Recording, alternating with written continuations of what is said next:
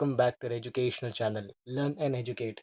We will study about the definition of supervision as given by Terry and Franklin, wherein they states that supervision is a managerial function which involves guiding people, guiding the employees, and giving direction to the work done by the employees and other organizational resources to ensure that it achieves the predetermined work output efficiently and effectively.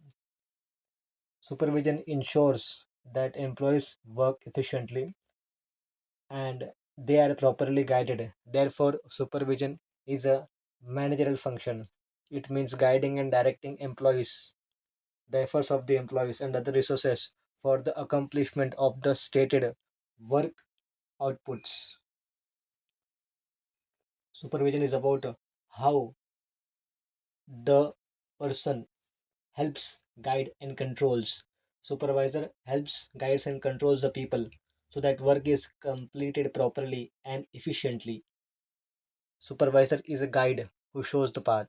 Supervisor is a leader who motivates. Supervisor is a controller who ensures result. Supervisor is a person who makes thing possible of how the efforts of the employees and other resources work together efficiently and effectively.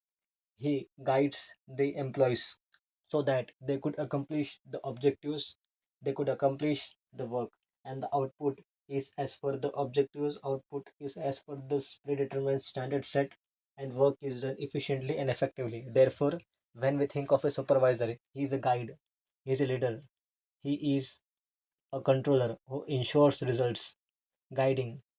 We can break down the components, the definition into different components, wherein the first will be guiding, showing the right way to do the work, which is efficiency, giving instructions, training, providing support, therefore helping them to understand the work and making things possible, directing, giving orders, giving instructions, and deciding what to do, deciding how to do, and when to do, like a captain who leads a team.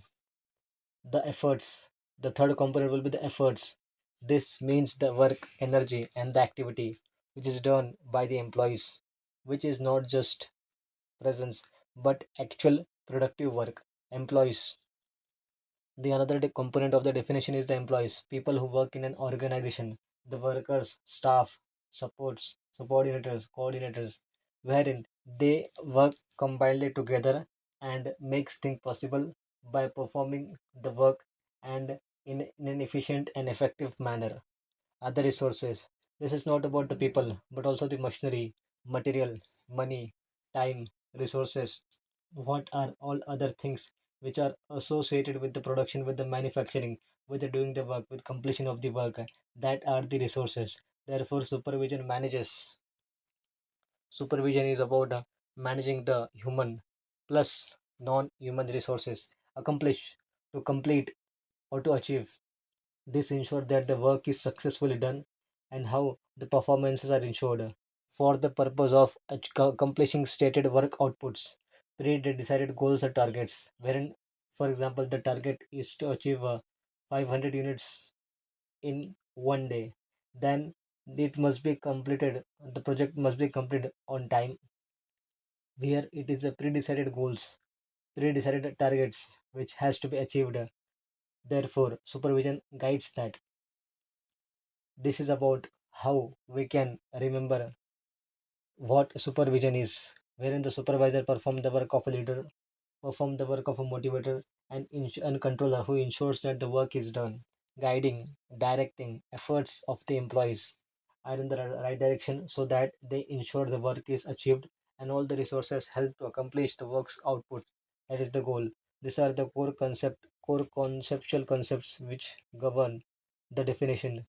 If we take into account there are a few steps, the step one would be set the work output and target. Step two is about aligning the resources and providing assignment of the work to the employees, guiding, explain how to do the work, direct. Step third is about guide, explain how to work. Step four is about direction.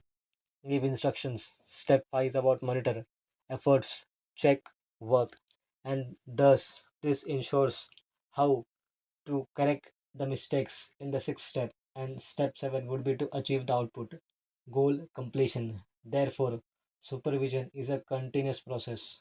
Supervision is a continuous process which involves work to be done and how the successful completion of work requires efforts, requires work, energy, activity, and direction from the supervisor, giving orders, deciding what to do, how the things should be done, and when to do. Therefore, supervision is about how work is assigned, guiding, explaining how to work, giving instructions, when to perform the work, and how the work will be done. Therefore, supervision means guiding and directing, helping, that is, helping and instructing people for the efforts of employees, managing the work done by the workers and other resources, using material, machines, time, resources to accomplish, to achieve or complete the pre-decided goals or targets. In a simplified meaning, supervision is about helping, controlling, and managing the work to achieve goals. Therefore, supervision is making sure that work is done correctly by guiding people and resources towards a goal, towards achieving a goal. Thus, supervision is a managerial function.